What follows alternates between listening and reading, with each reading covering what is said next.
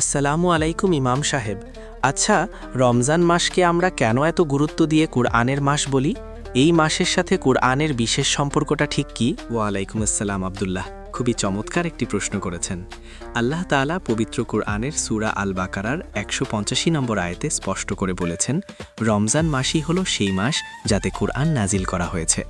এই মাসেই লাউহে মাহফুজ থেকে দুনিয়ার আকাশে কুরআন অবতীর্ণ করা হয় এবং পরবর্তীতে ধাপে ধাপে তা রাসূল সাল্লাল্লাহু আলাইহি ওয়াসাল্লামের কাছে পৌঁছায়। তাই এই মাসটি মূলত কোরআনেরই মাস। তার মানে কি আমাদের এই মাসে শুধু কোরআন খতম দিলেই হবে, নাকি অর্থও বুঝতে হবে?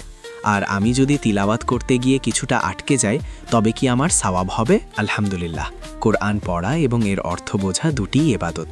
তবে রাসূলুল্লাহ সাল্লাল্লাহু আলাইহি ওয়াসাল্লাম বলেছেন, যে ব্যক্তি কোরআনের একটি অক্ষর পাঠ করবে সে একটি নেকি পাবে, যা 10 গুণের সমান। আর যারা কষ্ট করে তিলাওয়াত করার চেষ্টা করে তাদের জন্য রয়েছে দ্বিগুণ পুরস্কার। তাই আপনি যতটুকু পারেন সহিভাবে তিলাওয়াত করুন এবং এর মর্ম বোঝার চেষ্টা করুন। সুবহানাল্লাহ, আমি আজ থেকেই কোরআন তিলাওয়াতের জন্য আলাদা সময় বের করব ইনশাআল্লাহ। বন্ধুরা, আপনারা এই বরকতময় মাসে অন্তত প্রতিদিন কিছু সময় কোরআনের জন্য রাখুন। ভিডিওটি ভালো লাগলে শেয়ার করে অন্যদেরও জানার সুযোগ করে দিন। জাযাকাল্লাহ খাইর।